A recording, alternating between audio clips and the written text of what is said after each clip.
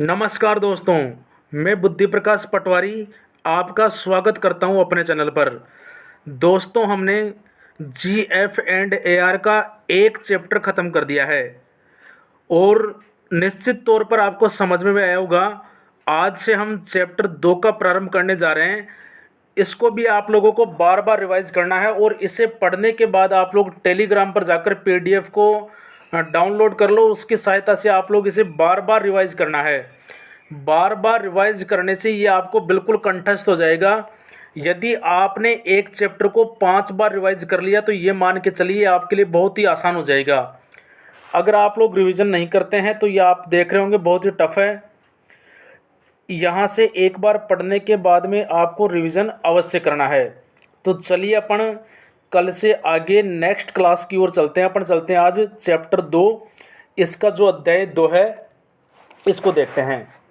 तो भाई देखो, अध्याय 2 में क्या है, वित्तीय प्रबंध एवं नियंत्रण की सामान्य प्रणाली के बारे में बताया गया है। क्या बता रखा है इसमें? वित्तीय प्रबंध एवं नियंत्रण की सामान्य प्रणाली। और ये कहाँ से कहाँ तक है? नियम 5 से 26 तक। कहाँ से है भाई? जो अपना रूल है, रूल नंबर है रूल 5 से 26 तक। रूल 5 से 26 तक यहाँ पर दे रखा है। ठीक है, तो आगे देखते हैं अपन। आगे क्या है? नियम 5 है और 5वें नियम को आप लोग देख लो, कितना आसान सा नियम है। 5वां नियम है, देखो क्या कहता है 5वां नियम। सरकार की कोई भी राशि प्राप्त होते ही उसे तुरंत प्रभाव से सरकारी खाते में जमा किया जाएगा। आपको सरकारी कोई भी राशि प्राप्त हो जाए, उस राशि को तुरंत प्रभाव से सरकारी खाते में जमा करवाना है। भाई देखो, ये तो नियम है, लेकिन मैं आपको बता दूं हकीकत क्या है। 5,000 रुपये की राशि तक, अगर 5,000 रुपये से कम है, 5,000 रुपये की राशि तक को आप लोग 1 महीने के लिए रख सकते हैं। इससे ज़्यादा अपने पास में नहीं रख सकते। ये सामान्य नियम है। फिर भी देखो क्या करना होता है आपको। नियम का अपन तो इसके अनुसार पढ़ते हैं, जो है सरकार की कोई भी राशि प्राप्त होते ही उसे तुरंत प्रभाव से सरकारी खाते में जमा करवाना है। नियम 6। अब देखो यार, नियम 6 किस प्रकार से है। यदि धनराशि सरकारी बकाया के रूप में प्राप्त हो तो उसे कोषागार नियमों के अनुसार संचित निधि में एवं सरकार की अभिरक्षा में प्राप्त हो तो उसे क्या करना? लोक लेखा निधि में जमा कराना है।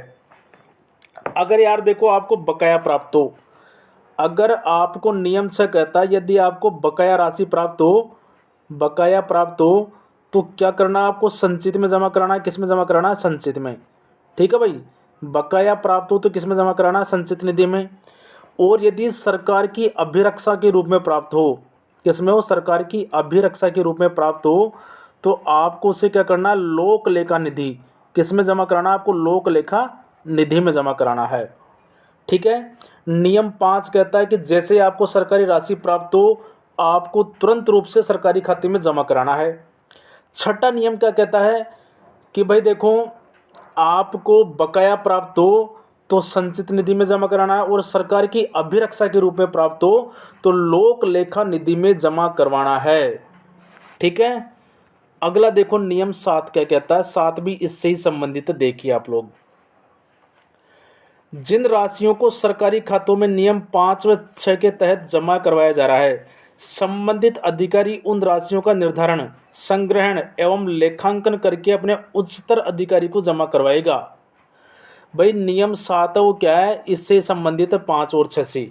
5 में आपको बता दिया मैंने कि तुरंत जमा करवाना है। 6 में लोक लेखा निधि हो गया और कोई होगा संचित निधि में जमा करवाना है। 7वां नियम में कहता है जो नियम 5 और 6 के तहत आप लोग जो जमा करवा रहे हैं, उसका जो संबंधित अधिकारी है वह उन राशियों का निर्धारण, संग्रहण एवं लेखांकन करके अपने उच्चतर अधिकारी को जमा करवाएगा। ठीक है भाई, जैसे मैं, इसको आप लोग ऐसे समझो जैसे मैं पटवारी हूँ, तो जो भी राजस्व मैंने कलेक्ट किया उसको सही ढंग से मैं सियाह में रखूँगा, सियाह में लिख के, और जो अपना उच्चतर अधिकारी है उस अधिकारी के सामने मैं पेश करूँगा। ठीक है, ऐसा किया जाता है नियम 7 के अंतर्गत। रूल नंबर 8 से बनता है देखो कोषागार। आपको याद रखना है कोषागार। 8 में क्या है? कोषागार। कोषागार से धनराशि निकालने के सामान्य सिद्धांतों की बात करता है ये, कि कोषागार से धनराशि किस प्रकार से निकाली जाती है और किस नियमों के तहत निकाली जाती है, क्या सिद्धांत है। देखो 8वें में क्या है, कोषागार से धन सदैव कोषागार नियमों के अधीन ही निकाला जाएगा। सरकारी खाते से राशि केवल उसी दशा में निकाला जाए जब भुगतान किया जाना आवश्यक हो। ऐसे नहीं निकालने पे जब मर्जी, जब भुगतान किया जाना आवश्यक हो उसी कंडीशन में आपको सरकारी खाते से राशि को निकालना है। बजट अनुदान को लैप्स होने से बचाने के लिए राशि को सरकारी खाते से निकालकर बैंक खाते, लोक लेखा खाता और निजी खाते में जमा कराना निषेध है। समझना भाई आप लोग, इम्पोर्टेंट चीज़ है। आपका बजट जो भी आता है कब से आता है, 1 अप्रैल से 31 मार्च, है ना। 1 अप्रैल से 31 मार्च तक यही करना होता है, 1 अप्रैल से 31 मार्च तक, ठीक है। तो भाई अगर 1 अप्रैल से 31 मार्च तक आपने बजट को काम में नहीं लिया तो वह बजट क्या हो जाता है, लैप्स हो जाता है, ठीक है। मतलब वापस हो जाता है, रिटर्न लैप्स हो जाता है, इसको किसी भी काम में नहीं लिया जा सकता। अब क्या करना होता है, देखो बजट को लैप्स होने से बचाने के लिए भाई राशि को सरकारी खाते से निकालकर खुद का बैंक खाता हो गया, लोक लेखा खाता हो गया और निजी अपना जो खुद का खाता है, इनमें जमा नहीं करवाना है। वो लैप्स होती है तो काम में नहीं लिए तो लैप्स होने दीजिए, लेकिन ऐसा करना निषेध है, ठीक है।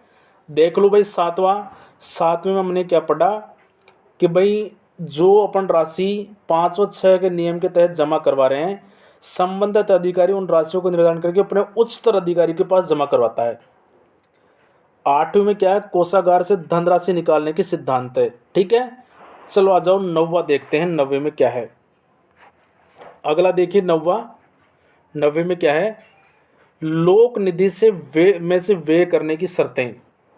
हमें पढ़ना है लोक निधि में से व्यय करने की शर्तें, किस प्रकार से हम लोक निधि में से व्यय कर सकते हैं। 9 लोक कैसे याद रखना भाई, लोकों की संख्या बताओ कितनी है, 9 लोक। लोकों की संख्या कितनी दुनिया में, 9 लोक। लोक निधि से उन्हीं राशियों को निकाला जा सकता है जिनका बजट में स्पष्ट प्रावधान होता है, ठीक है। लोक निधि से अपने को केवल उन्हीं राशियों को निकालनी है जिसका बजट में स्पष्ट उल्लेख किया है। लोक निधि से राशियों का आहरण सदैव सार्वजनिक हित में होना चाहिए। भाई जो भी अपन राशि लोक निधि से निकाल रहे हैं उसका उपयोग हमेशा किस में करना है, भाई लोक निधि का सार्वजनिक उपयोग हित में ही करना है, ठीक है। हमेशा इसका जो उपयोग होना चाहिए किस में होना चाहिए, सार्वजनिक हित में होना चाहिए। ये हो गया भाई लोक निधि से व्यय करने की शर्तें। समझ में आ रहा है तो आप लोग निश्चित तौर पर लाइक दबा दो और जितने भी ग्रुप है अपने उनमें सब में शेयर कर दो। यदि आप लोग पहली बार चैनल पर आए हैं तो आप लोग चैनल को सब्सक्राइब कर लो और अपना जो टेलीग्राम है उस टेलीग्राम चैनल को ज्वाइन कर लो। वहाँ पर आपको जितनी भी एग्ज़ाम है सबसे संबंधित नोट्स आपको मिलते रहते हैं, ठीक है। आ जाओ भाई 10वें पे देखो, 10वें में क्या है, ठीक है। 10वां देखिए, वित्तीय औचित्य के स्तर देखिए। वित्तीय औचित्य के स्तर क्या है, इसका मतलब समझो आप लोग। कोई भी कर्मचारी सरकारी राशियों को खर्च करें वह सदैव एक सामान्य बुद्धि के स्तर के हिसाब से व्यय से निर्धारण में व्यय करे। खर्च सदैव मांग से कम होना चाहिए। अब देखो यार क्या, जैसे मान लो आपके हाथ में पैसे आ गए तो भाई इसका मतलब ये थोड़ी कि आप अनाप शनाप, एक जो सामान्य व्यक्ति का, जैसे सामान्य बुद्धि का व्यक्ति होता है कि भाई जैसे मान लो कोई भी आपको काम करवाना है, जैसे एक भवन ही बनवाना है तो उसके लिए जितनी सामान्य राशि होती है 1 लाख 2 लाख, तो उसके अनुसार आपको खर्च करना। यह नहीं कि आप लोग एक कमरा बनवा रहे हैं उसमें 10 लाख खर्च कर दिए, ऐसा नहीं करना है।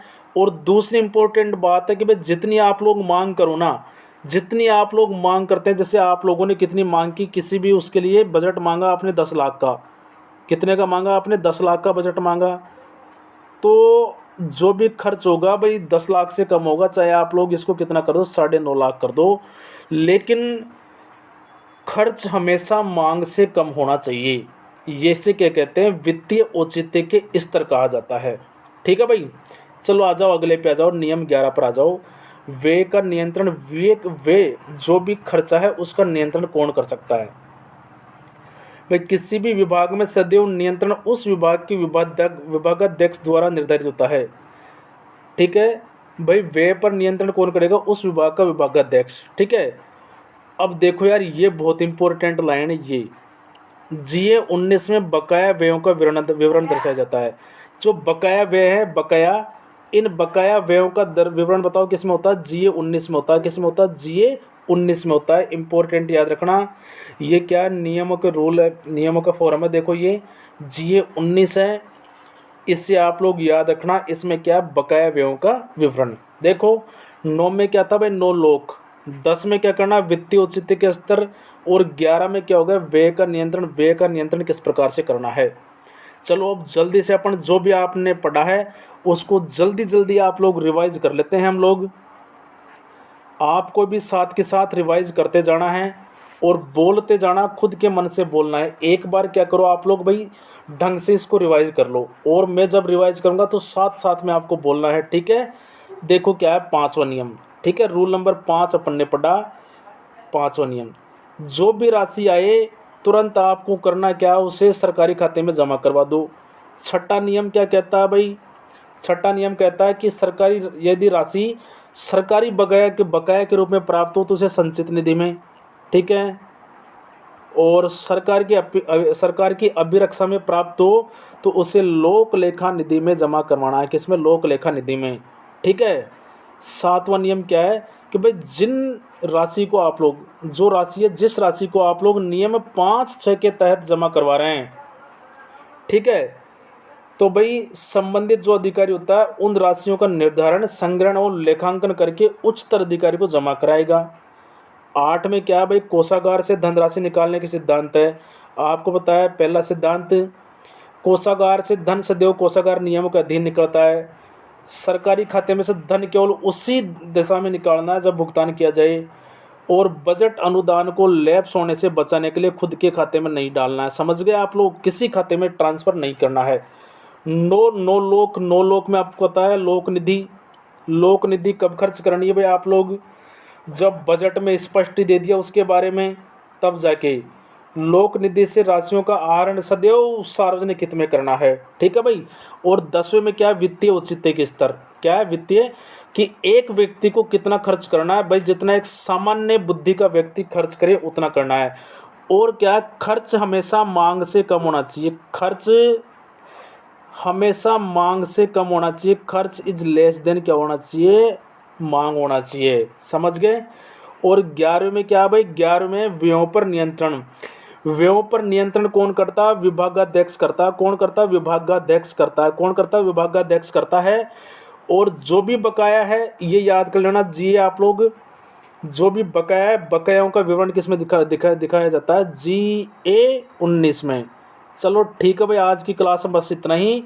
मिलते हैं अगली क्लास में, तब तक